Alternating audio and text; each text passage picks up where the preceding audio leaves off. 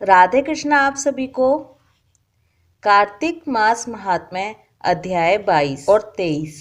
कल के अध्याय में हमने सुना कि भगवान श्री कृष्ण अपनी प्रिय सत्यभामा को बता रहे थे कि किस प्रकार दूसरों के किए हुए पुण्य और पाप बिना दिए भी सदा आते रहते हैं। इसी से जुड़ा हुआ एक प्राचीन इतिहास है जो बहुत ही उत्तम और पुण्यमयी बुद्धि प्रदान करने वाला है, जो इस प्रकार है। पूर्व काल की बात है। अवंतीपुरी में धनेश्वर नामक एक ब्राह्मण रहता था। वह ब्राह्मणोचित कर्म से भ्रष्ट, पाप परायण और खोटी बुद्धि वाला था। रस, कंबल और चमड़ा आदि बेचकर तथा झूठ बोलकर वह जीविका चलाता था। उसका मन चोरी, वैश्यगमन, मदिरापान और जुए आदि में सदा आसक्त रहता था। एक बार वह खरीद बिक्री के काम से देश देशांतर में भ्रमण करता हुआ माहिष्मतीपुरी में जा पहुंचा, जिसकी चार दीवारी से सटकर बहने वाली पाप नाशिनी नर्मदा सदा सुशोभित होती रहती है। वहां कार्तिक का व्रत करने वाले बहुत से मनुष्य अनेक गांवों से स्नान करने के लिए आए थे। धनेश्वर ने उन सबको देखा। कितने ही ब्राह्मण स्नान करके यज्ञ तथा देव पूजन में लगे थे। कुछ लोग पुराणों का पाठ करते और कुछ लोग सुनते थे। कितने ही भक्त नाच, गान, दान और वाद्य के द्वारा भगवान विष्णु की स्तुति में संलग्न थे। धनेश्वर प्रतिदिन घूम घूम कर वैष्णवों के दर्शन, स्पर्श तथा उनसे वार्तालाप करता था। इससे उसे श्री विष्णु के नाम सुनने का शुभ अवसर प्राप्त होता था। इस प्रकार वह 1 मास तक वहां टिका रहा। कार्तिक व्रत के उद्यापन में भक्त पुरुषों ने जो श्री हरि के समीप जागरण किया, उसको भी उसने देखा। उसके बाद पूर्णिमा को व्रत करने वाले मनुष्यों ने जो ब्राह्मणों और गौओं का पूजन आदि किया तथा दक्षिणा और भोजन आदि दिए, उन सब का भी उसने अवलोकन किया। तत्पश्चात सूर्यास्त के समय श्री शंकर जी की प्रसन्नता के लिए जो दीपोत्सर्ग की विधि की गई, उस पर भी धनेश्वर की दृष्टि पड़ी। उस तिथि को भगवान शंकर ने तीनों पुरों का दाह किया था। इसलिए भक्त पुरुष उस दिन दीपोत्सर्ग का महान उत्सव किया करते। जो मुझ में और शिवजी में भेद बुद्धि करता है, उसके सारे पुण्य कर्म निष्फल हो जाते हैं, इसमें तनिक भी संदेह नहीं है। धनेश्वर नर्मदा के तट पर नृत्य आदि देखता हुआ घूम रहा था। इतने में ही एक काले सांप ने उसे काट लिया। वह व्याकुल होकर पृथ्वी पर गिर पड़ा। उसे गिरा देख बहुत से मनुष्यों ने दयावश उसको चारों ओर से घेर लिया और तुलसी मिश्रित जल के द्वारा उसके मुख पर छींटे देना आरंभ किया। देह त्याग के पश्चात धनेश्वर को यमराज के दूतों ने बांधा और क्रोधपूर्वक कोड़ों से पीटते हुए वे उसे संयम मणिपुरी को ले गए। चित्रगुप्त ने धनेश्वर को देखकर उसे बहुत फटकारा और उसने बचपन से लेकर मृत्यु पर्यंत जितने दुष्कर्म किए थे, वे सब उन्होंने यमराज को बताए।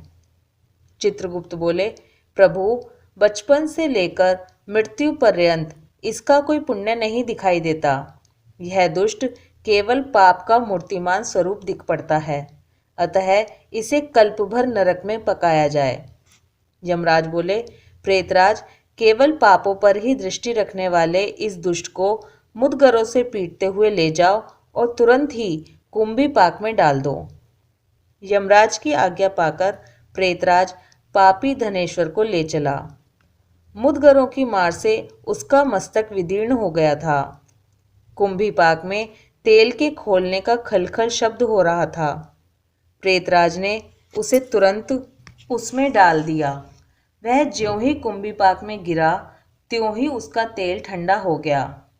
ठीक उसी तरह जैसे पूर्व काल में भक्त प्रवर प्रहलाद को डालने से दैत्यों की जलाई हुई आग बुझ गई थी। यह महान आश्चर्य की बात देखकर प्रेतराज को बड़ा विस्मय हुआ।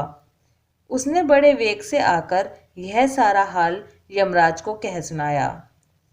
प्रेतराज की कही हुई कौतूहलपूर्ण बात सुनकर यम ने कहा, आहा, ये कैसी बात है। फिर उसे साथ ले वे उस स्थान पर आए और उस घटना पर विचार करने लगे। इतने में ही देवऋषि नारद हंसते हुए बड़ी उतावली के साथ वहां आए। यमराज ने भली भांति उनका पूजन किया। उनसे मिलकर देवऋषि नारद जी ने इस प्रकार कहा। नारद जी बोले, सूर्य नंदन, यह नरक भोगने के योग्य नहीं है, क्योंकि इसके द्वारा ऐसा कर्म बन गया है जो नरक का नाश करने वाला है। जो पुरुष पुण्य कर्म करने वाले लोगों का दर्शन, स्पर्श और उनके साथ वार्तालाप करता है, वह उनके पुण्य का छठा अंश प्राप्त कर लेता है। यह तो 1 मास तक श्री हरि के कार्तिक व्रत का अनुष्ठान करने वाले असंख्य मनुष्यों के संपर्क में रहा है, अतः उन सबके पुण्य का अंश भागी हुआ है। उनकी सेवा करने के कारण इसे संपूर्ण व्रत का पुण्य प्राप्त हुआ है, अतः इसके कार्तिक व्रत से उत्पन्न होने वाले पुण्यों की कोई गिनती नहीं है। कार्तिक व्रत करने वाले पुरुषों के बड़े से बड़े पातकों का भी भक्त वत्सल श्री विष्णु पूर्णतया नाश कर डालते हैं। इतना ही नहीं, अंतकाल में वैष्णव पुरुषों ने तुलसी मिश्रित नर्मदा के जल से इसको नहलाया है और श्री विष्णु के नाम का भी श्रवण कराया है, इसलिए इसके सारे पाप नष्ट हो गए हैं। अब धनेश्वर उत्तम गति प्राप्त करने का अधिकारी हो गया है। यह वैष्णव पुरुषों का कृपा पात्र है, अतः इसे नरक में ना पकाओ। इसको अनिच्छा से पुण्य प्राप्त हुआ है, इसलिए यह यक्ष योनि में रहे और संपूर्ण नरकों के दर्शन मात्र से अपने पापों का भोग पूरा कर ले। भगवान श्री कृष्ण कहते हैं, हे प्रिय, इस प्रकार कहकर देवऋषि नारद जी चले गए। फिर यमराज अपने सेवक के द्वारा उस ब्राह्मण को संपूर्ण नरकों का दर्शन कराने के लिए वहां से ले गए। इसके बाद यम की आज्ञा का पालन करने वाला प्रेतराज धनेश्वर को संपूर्ण नरकों के पास ले गया और उनका अवलोकन कराता हुआ इस प्रकार कहने लगा। प्रेतराज ने कहा, धनेश्वर, महान भय देने वाले इन घोर नरकों की ओर दृष्टि डालो। इनमें पापी पुरुष सदा यमराज के सेवकों द्वारा पकाए जाते हैं। यह जो भयानक नरक दिखाई देता है, इसका नाम तप्त बालुक है। इसमें ये पापाचारी जीव अपनी देह दग्ध होने के कारण क्रंदन कर रहे हैं। जो मनुष्य बलि वैश्व देव के अंत में भूख से दुर्बल हो घर पर आए हुए अतिथियों का सत्कार नहीं करते, वे अपने पाप कर्म के कारण इस नरक में कष्ट भोगते हैं। जो गुरु, अग्नि, ब्राह्मण, गौ, देवता तथा मूर्धाभिषिक्त राजाओं को लात मारते हैं, वे ही पापी यहाँ दृष्टिगोचर हो रहे हैं। यहाँ तपी हुई बालू पर चलने के कारण इनके पैर जल गए हैं। इस नरक के 6 अवान्तर भेद हैं। नाना प्रकार के पापों के कारण इसमें आना पड़ता है। इसी प्रकार यह दूसरा महान नरक अंधता मिस्र कहलाता है। देखो, यहाँ सुई के समान मुंह वाले कीड़ों के द्वारा पापियों के शरीर विदीर्ण हो रहे हैं। यह नरक भयानक मुख वाले अनेक प्रकार के कीटों से ठसाठस भरा हुआ है। यह तीसरा क्रकच नामक नरक है। यह भी बड़ा भयानक दिखाई देता है।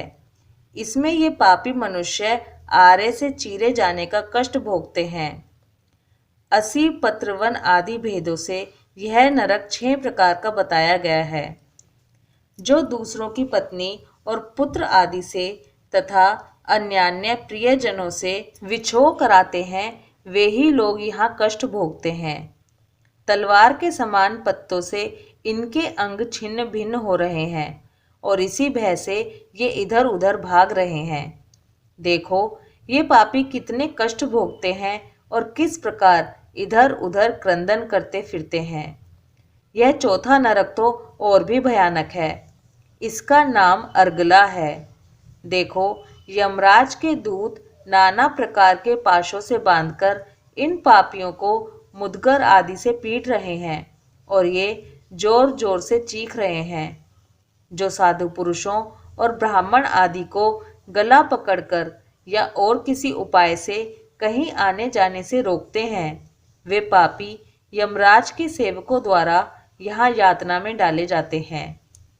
वध और भेदन आदि के द्वारा इस नरक के भी 6 भेद हैं। अब 5वें नरक पर दृष्टिपात करो। इसका नाम कूट शालमली है। यहाँ जो ये सेमल आदि के वृक्ष खड़े हैं, ये सभी जलते हुए अंगारे के समान हैं। इसमें पापियों को यातना दी जाती है। पराई स्त्री और पराये धन का अपहरण करने वाले तथा दूसरों से द्रोह करने वाले पापी सदा ही यहाँ कष्ट भोगते हैं। यह 6ठा नरक और भी अद्भुत है। इसे रक्तपुय कहते हैं। इसमें रक्त और पीप भरा रहता है। इसकी ओर देखो तो सही, इसकी ओर देखो तो सही, इसमें कितने ही पापी मनुष्य नीचे मुंह करके लटकाए गए हैं और भयानक कष्ट भोग रहे हैं। ये सब अभक्ष्य भक्षण और निंदा करने वाले तथा चुगली करने वाले हैं। कोई डूब रहे हैं, कोई मारे जा रहे हैं। ये सब के सब डरावनी आवाज के साथ चीख रहे हैं। इस नरक के भी विगंध आदि 6 भेद हैं। धनेश्वर, अब इधर दृष्टि डालो। यह भयंकर दिखाई देने वाला 7वां नरक कुंभीपाक है। यह तेल आदि द्रव्यों के भेद से 6 प्रकार का है। यमराज के दूत महापातकी पुरुषों को इसमें डालकर उठाते हैं और वे पापी इसमें अनेक हजार वर्षों तक डूबते उतारते रहते हैं। देखो, वे भयानक नरक सब मिलाकर 42 हैं। बिना इच्छा के किया हुआ पातक शुष्क कहलाता है और इच्छा पूर्वक किए हुए पातक को आर्द्र कहा गया है। आर्द्र और शुष्क आदि भेदों से प्रत्येक नरक के 2 प्रकार हैं। इस प्रकार ये नरक पृथक पृथक 84 की संख्या में स्थित हैं। प्रकीर्ण, अपांकेय, मलिनीकरण, जाति भ्रंशकर, उपपातक, अतिपातक और महापातक, ये 7 प्रकार के पातक माने गए हैं। इनके कारण पापी पुरुष उपयुक्त 7 नरकों में क्रमशः यातना भोगते हैं। तुम्हें कार्तिक व्रत करने वाले पुरुषों का संसर्ग प्राप्त हो चुका था, इसलिए अधिक पुण्य राशि का संचय हो जाने से नरकों के कष्ट से छुटकारा मिल गया। भगवान श्री कृष्ण कहते हैं, सत्यभामा, इस प्रकार प्रेतराज धनेश्वर को नरकों का दर्शन कराकर उसे यक्षलोक में ले गया तथा वहां जाकर वह यक्ष हुआ। कार्तिक मास महात्म्य अध्याय 22 और 23 समाप्त। ओम नमो भगवते वासुदेवाय नमः। राधे कृष्णा।